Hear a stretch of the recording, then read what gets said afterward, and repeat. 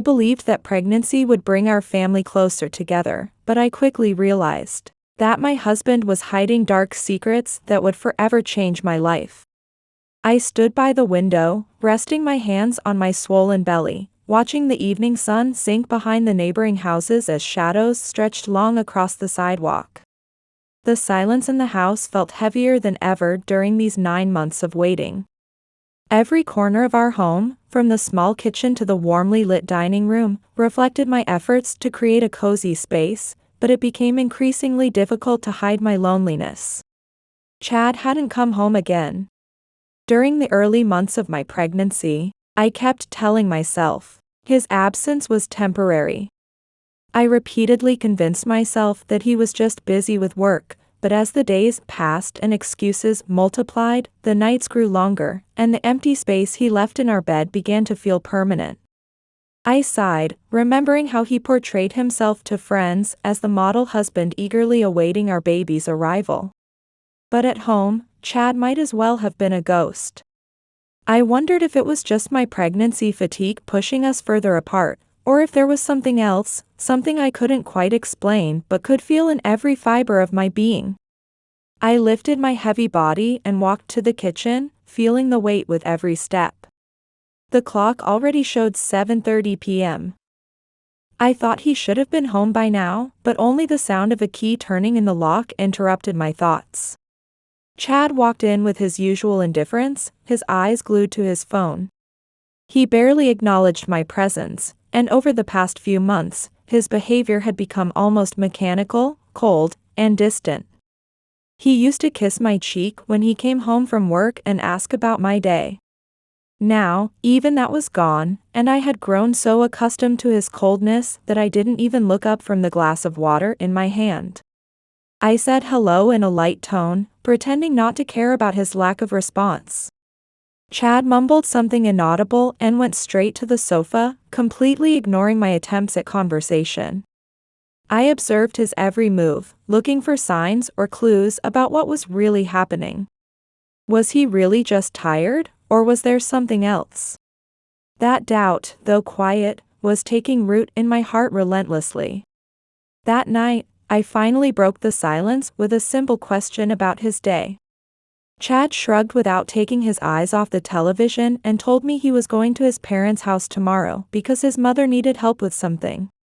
I felt a heaviness in my stomach.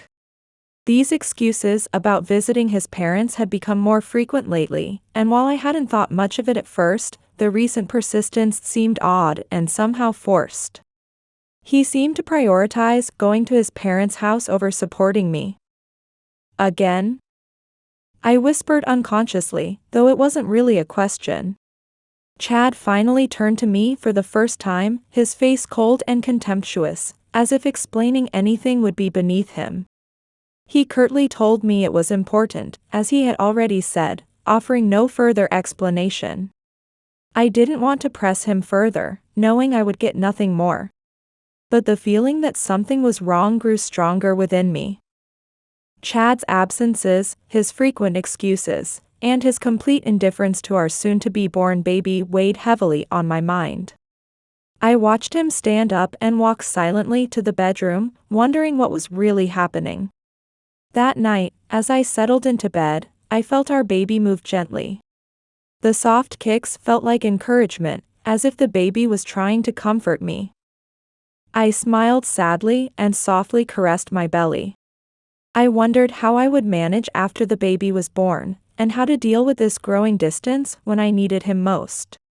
The memories of our first years together and the promise of being a family were beginning to fade, leaving an unsettling emptiness in their wake. Chad tossed restlessly in the bed beside me, let out a heavy sigh, and turned his back to me. I closed my eyes, but sleep wouldn't come. Though I didn't want to admit it, I could feel the truth slowly revealing itself. There had to be something hidden behind his reasons for visiting his parents. I couldn't fully understand it yet, but I knew it would become clear soon enough. The next morning, I woke up as sunlight began filtering through the curtains. My aching, pregnancy-weighted body reminded me that peaceful sleep was a thing of the distant past. Twisting in bed, slowly getting up, and feeling sharp back pain had become my daily routine. But even worse than the physical discomfort was Chad's indifference and coldness, which seemed to grow stronger with each dawn. When I got up, Chad was already gone from the bed. 4 months now. He had been rising early and leaving without a word, leaving only silence throughout the house. Housework wouldn't take care of itself, but taking that first step into the day required tremendous effort from me. It was a battle between my will and the weight of exhaustion. I gently touched my belly and felt the baby move slightly. The movement reminded me that the baby would be here soon. Just a little longer, I whispered to myself, like a personal mantra to give me strength to move forward. When I went to the kitchen, I found a note Chad had left on the table. It was hastily written, telling me to buy groceries, clean the house thoroughly, and that he needed to drive someone somewhere tonight. His words made the emptiness in my chest grow stronger. Not just the physical burden, but the feeling of becoming increasingly invisible tormented me. Chad said nothing about the baby, about my exhaustion, or about how I might be feeling. He acted as if my impending delivery wasn't even important. I leaned against the table, feeling my legs grow weak. I tried to steady myself with deep breaths, thinking I couldn't continue like this, but quickly corrected myself. Not yet, I need to be stronger just a little longer, I whispered to myself. Looking at the clock, I saw it was already close to 10 a.m., with a mountain of tasks still ahead of me for the day. What hurt most was how Chad seemed to dismiss my condition completely. To him, my pregnancy appeared to be nothing but an excuse to shirk my wifely duties. Our neighbor Frances called out, asking how I was doing. Her words felt like a gentle comfort, but they also stirred up the emotions I had been trying so hard to suppress. I felt a lump forming in my throat, but fought to swallow it back. I told myself this wasn't the time to fall apart. I lied, telling Frances I was fine, just a bit overwhelmed but managing. Frances didn't seem convinced but respected my silence. She gently added that I should let her know if I needed anything, reminding me she was right next door. I was grateful for her concern but knew I couldn't share the emotional turmoil eating away at me. Walking home after shopping, I moved even more slowly than before, feeling heavy in both body and spirit. When I got home, Chad still hadn't returned. I tried to put away the groceries and clean the house as his note had instructed, but even the smallest tasks felt like an endless marathon.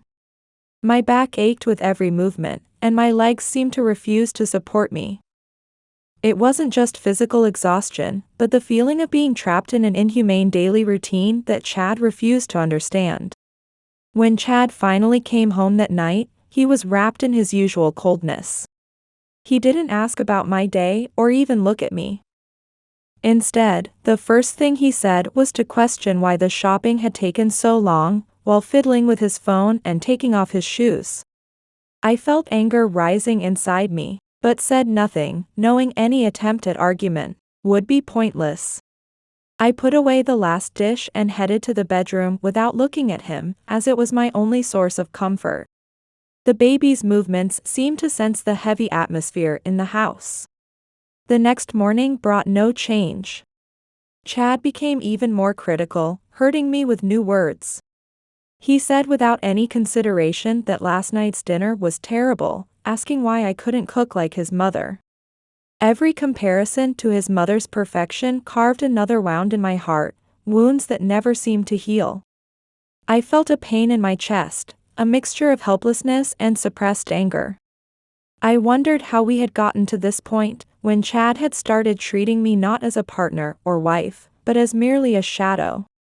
As his words continued to weigh heavily on my mind, I couldn't help but think again about what might be hidden behind his frequent visits to his parents' house. All the small joys I had imagined in early pregnancy, preparing for the baby, and sharing expectations as parents with Chad never materialized. As time passed, the gap between us grew quietly but deeply. I had stopped trying to fill the emptiness or questioning and blaming him. Chad had built an insurmountable wall, and I no longer had the will to climb it. One night after finishing dinner preparation, I sat at the table in front of my barely touched plate. Chad hadn't come home yet, which wasn't unusual, but that night something felt heavier than usual in my chest. The kitchen light flickered, casting unstable shadows on the wall, as if the house itself shared my anxiety. Around 9 p.m., Chad finally came home, wearing his usual expressionless mask that refused any conversation. He didn't even glance at my plate on the table, just told me not to wait because he wouldn't be eating here today. With those words, Chad went out again. I felt something break completely, a delicate piece of what once made up our relationship. I didn't answer. There was no need to. Chad was already walking toward the door, and the feeling of being an afterthought was so overwhelming that I could barely stand up from my chair. After the door closed, I closed my eyes for a moment, trying to find peace in the silence. But that peace never came. Minutes later, dark emotions began to gradually envelop my heart. There was something deeply unsettling about Chad's behavior that went beyond mere indifference. I wondered what he was doing, where he was going so late at night. I tried to push these questions away, but the doubts reflexively came back stronger. I sat quietly in the dimly lit kitchen, listening to the faint hum of the refrigerator and the gentle movements of my baby inside me, who seemed to sense my tension. Hours later, Chad came home. I wasn't waiting in the living room, but lay awake in bed, watching the clock without really caring about the time passing. When he came in, he was being unusually careful not to make any noise. After checking that I wasn't in the kitchen, he headed straight to the bedroom. I held my breath in the darkness, trying not to let him know I was aware of his return. What he did next froze me in place. Chad threw his jacket onto a chair in suppressed anger and muttered something under his breath. It seemed like he was talking to himself, but his words hit me hard. He was saying that it was the same again, that nothing could be done right. I felt a cold shiver run down my spine. What disturbed me wasn't just the words themselves, but the tone of his voice. It contained subtle anger and contempt that I knew all too well. But this time, it seemed directed at something beyond his usual complaints about meals and cleaning. I lay motionless in bed, keeping my eyes closed while trying to steady my breathing. Chad lay down beside me, without so much as a glance in my direction. The smell of alcohol wafted over, and I immediately recognized it. Where had he been, and who had he been with? I didn't have the courage to ask. That night, sleep eluded me completely. The next morning, Chad acted as if nothing had happened, showering and leaving for work with just a casual goodbye. I was exhausted both physically and mentally, but felt trapped in the house, unable to move. The weight of the baby and the pressure of this situation seemed to be crushing me. But things got even worse. A few days later, anonymous messages started arriving on my phone. At first, I thought it was some kind of mistake, but as the messages became more personal, I realized this was no coincidence. The first message was simple, like a vague warning, telling me to be careful. Not understanding what it meant, I dismissed it and deleted the message. But when the second message arrived, my anxiety increased. It told me not to trust him. I sat on the bed, holding my phone, feeling an invisible pressure in my chest. I couldn't ignore it anymore. I knew Chad was hiding something. It was clear that his frequent visits to his parents' house and his repeated absences weren't what he claimed them to be. The next message was even more explicit, saying he wasn't the person I thought he was. My heart pounded as I stared at the words on the screen. Something inside me was telling me this wasn't just paranoia or anxiety, but something much more serious. I started piecing together all of Chad's gestures, his absences, and his empty words. There was no doubt he was hiding something, but I was afraid to face it. That night, Chad came home late again and criticized me for not having dinner ready. I felt something reach its breaking point. His coldness toward me, the contempt, the distance, it all finally started making sense. But I still couldn't see the whole truth. That night, during our final argument, Chad exploded in anger. He slammed his fist on the table, shouting that I couldn't do anything right, not even cook simple meals like his mother. I wanted to argue back, but fear paralyzed me completely. My fear wasn't just about the safety of myself and my baby anymore. It was the dread of Chad's secrets, things I didn't know about him. When he slammed the door and left, I felt momentary relief, but the anxiety weighing on my heart wouldn't go away. That night, I made a decision. I couldn't keep living in this darkness. Something was terribly wrong with my marriage. This wasn't just about poor communication or growing apart. As doubts began consuming my mind, those anonymous messages and Chad's increasingly aggressive behavior pushed me to search for the truth. I could sense the end was near, but I didn't know what truths awaited me, or if I was ready to face them. I spent the next day in a fog. Physical and emotional exhaustion trapped me in a bubble of silence. Chad's words from last night still echoed in my head. The way he stormed out in anger confirmed what I had been fearing all along. Our marriage was falling apart. But beyond the distance and indifference, I sensed there was something more. Something Chad was hiding, and it was becoming clearer every day. The silence of our home, which once brought me comfort, now felt suffocating. The baby kept moving inside me, as if sensing the tension. I tried to find solace in those gentle kicks, but reality was staring me in the face. I was trapped in a relationship I couldn't understand anymore. The pain in my back reminded me that the pregnancy was nearing its end, but what worried me most was what would come after. How would I raise a child in this environment? A few days after the incident with Chad, something unexpected happened. That morning, Chad left early as usual, without a word. I lay in bed, listening to his departure.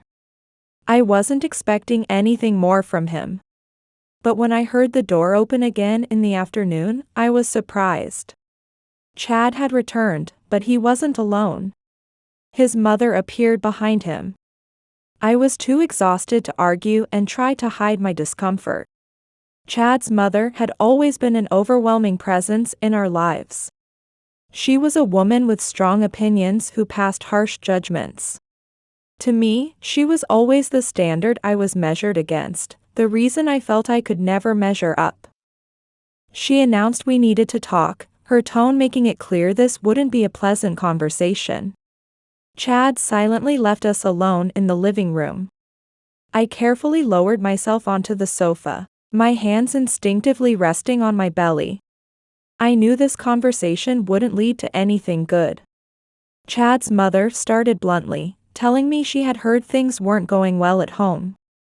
She wasn't surprised, she said, as she had always known a woman who couldn't handle a man would end up like this. I felt a lump in my throat but stayed silent, knowing any response would be futile. She had always held strong opinions about my capabilities as a wife, criticizing me repeatedly over the years. Without even looking at me, she declared that I needed to try harder, that becoming a mother was no excuse to neglect my duties as a wife.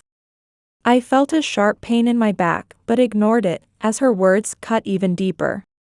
I realized Chad had brought her here to reinforce his position, to make me feel that all our marital problems were my fault. But this time, I couldn't remain silent. My voice trembling, I told her I was trying my best. I explained that I was 9 months pregnant, and Chad was never home, that I couldn't handle everything alone. She looked at me with disapproval, dismissing my words entirely. She lectured me that this was what being a wife meant, that it was my responsibility to endure, and acting like a victim would only make things worse. Her words fell like stones in my chest. I felt a mix of anger and sadness, wondering how someone could be so insensitive. Just then, Chad returned to the living room, interrupting our tense exchange. He asked his mother if she was finished, as if I wasn't even there. Chad nodded, and his mother left without another word, leaving only overwhelming silence as the door closed behind her. Chad approached me with cold eyes, telling me it wasn't that difficult, that I just needed to do what was expected of me. I felt anger rising inside me, but I was too exhausted to fight. I just wanted it all to end, for this nightmare to be over. I finally spoke up, saying I couldn't do this anymore. My voice shook as tears welled up in my eyes. I told him this wasn't a life, this wasn't a family. Chad stared at me coldly, as if my words meant nothing. He replied in an icy silence that I didn't know what I was talking about. He dismissed it all, saying I was just tired. But I knew this wasn't just fatigue. Something I had been holding inside for so long was finally breaking down. It was the part of me that had tried so hard to keep everything together, but I couldn't bear it anymore. The days that followed became even lonelier. Chad grew more distant, trying to cut off not only me but also my connections with friends and other supporters. He would make harsh comments and insist that I didn't need any friends. I felt the number of people contacting and visiting me gradually decreasing. It was clear that Chad was trying to isolate me from the outside world. One night, Chad came home completely drunk. I had prepared a special dinner as a last effort and waited for him, but I was shocked by his appearance. It was my final attempt to restore everything to how it used to be. When he stumbled through the door, the smell of alcohol lingered, and his unsteady movements told the story of where he'd spent his evening. There was no word of thanks for the dinner I had prepared, no apology for his drunken state. Chad collapsed on the floor, mumbling something unclear. I watched him from the kitchen, feeling a mix of sadness and disgust. Eventually, Chad raised his head, looked at me with clouded eyes, and told me he regretted ever meeting me, that he couldn't stand the sight of me anymore. I felt my chest tighten, and tears I had been holding back for so long began rolling down my cheeks. In that moment, I realized my marriage had reached a point beyond repair. There was nothing left to save. Chad, the man I once loved, had become a complete stranger to me. He had become someone who didn't care about my suffering at all. Later that night, after he had fallen asleep on the floor, I sat on the bed, holding my belly. Every time the baby moved, I felt the reality of this new life coming. It was a symbol of hope for me, but also a reminder that I needed to be strong. I couldn't allow Chad to drain me anymore. I stared at my phone, thinking about contacting my mother or Francis after so long. Anyone who could remind me that there was still hope left. I knew things wouldn't get better. I had to look toward my own future now. I decided that future had no place for Chad to control my life. I froze in place. Not now, please, I thought as my mind tried to comprehend what was happening. My water had broken. The baby was ready to come. I called out to Chad with a trembling voice, but he didn't answer. With shaking legs and short breaths, I walked to the front door, holding onto the frame for balance. Chad was waiting by the car, but when he saw me, his reaction was completely unexpected. Instead of rushing to help me, Chad frowned with an irritated expression. He shouted, asking what I was doing and if I was planning to get the car wet, his eyes filled with frustration. He complained about my terrible timing, as if I had chosen this moment. I stared at him in disbelief. As my contractions grew stronger, all the pieces finally fell into place. Chad wasn't just a self-centered and indifferent man, he was someone who couldn't show even the slightest respect for me or his child. Every word he spoke added weight to years of emotional abuse and manipulation. Through my sobs, I managed to say I couldn't believe this.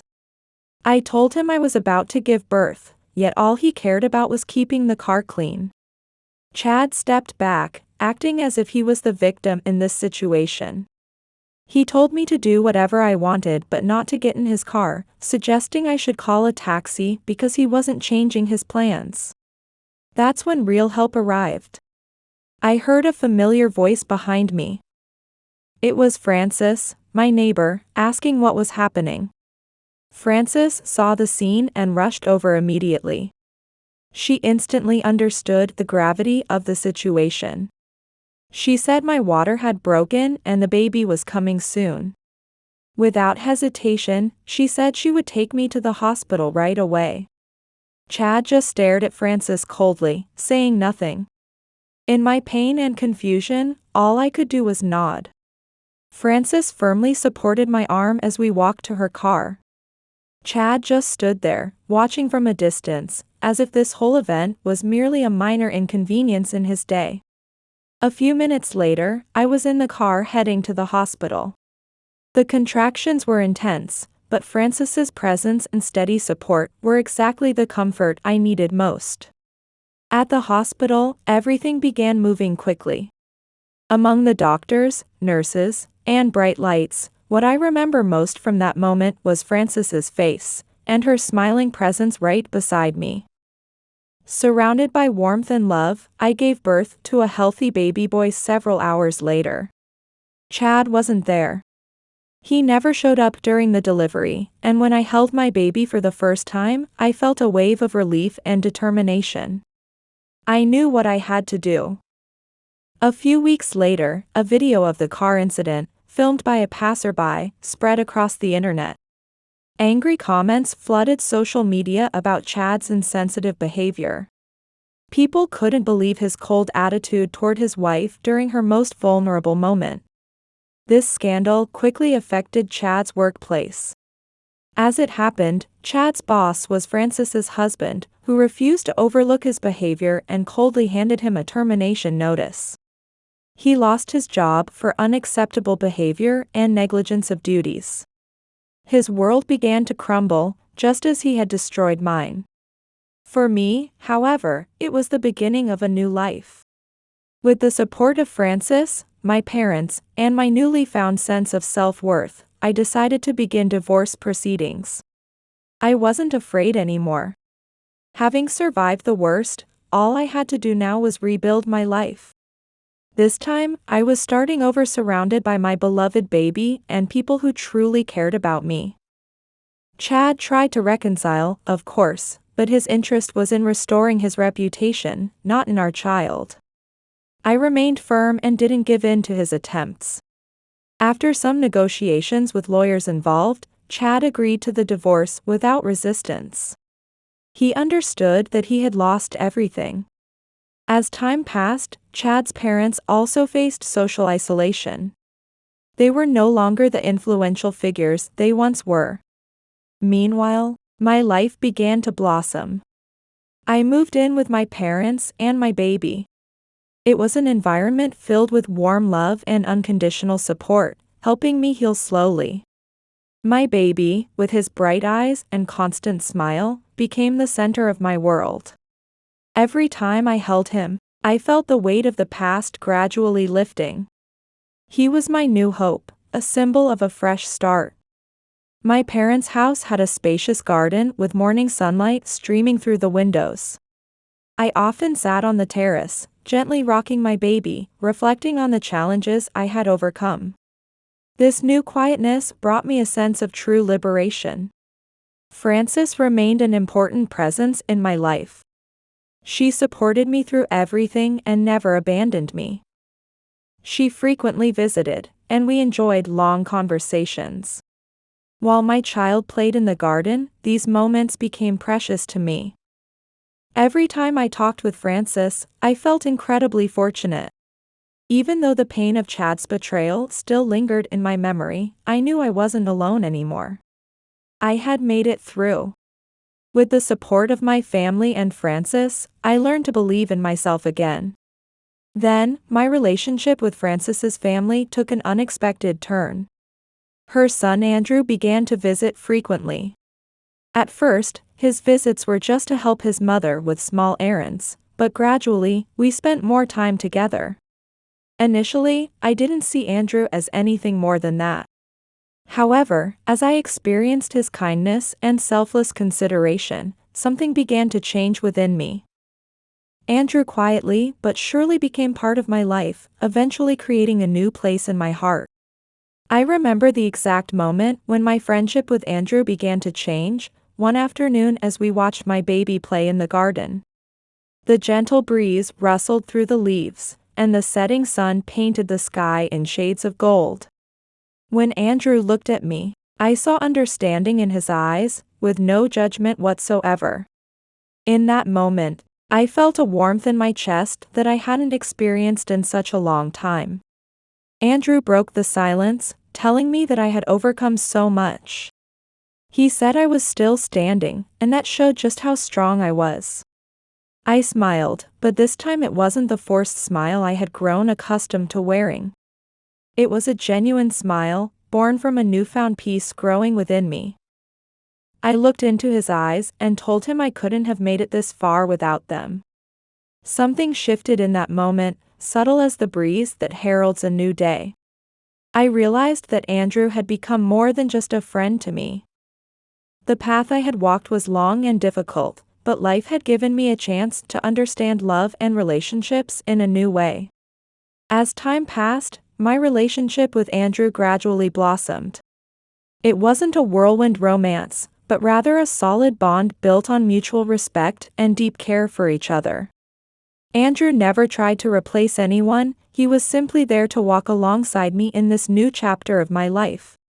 Together, we began to form a small family.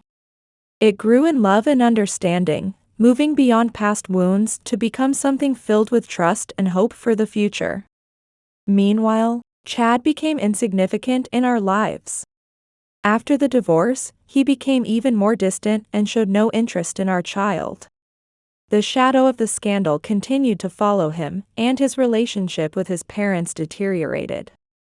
Everything he thought he had control over completely fell apart. Olivia's story teaches us about the strength to face adversity and the courage to never give up. She confronted emotional abandonment, manipulation, and contempt, yet found the power to free herself without surrendering to despair. Her journey was filled with tears and pain, but it was also a journey of rediscovery and self-empowerment. This story reminds us that even in our darkest moments, there are hands reaching out to help lift us up. It shows us that no matter what we lose along the way, new opportunities await us. Sometimes new people enter our lives, showing us that true love is possible. But it all begins with learning to love ourselves. No matter how broken we may seem, life always offers a way forward. There is a path to healing, and our scars are proof that we have survived. Even when the future seems uncertain, it may hold promises we cannot yet imagine. Every story holds a universe of emotions waiting to be discovered. If you've enjoyed this story, please subscribe to stay connected. The next story on your screen promises to touch your heart even more deeply. Thank you for staying with us until the end.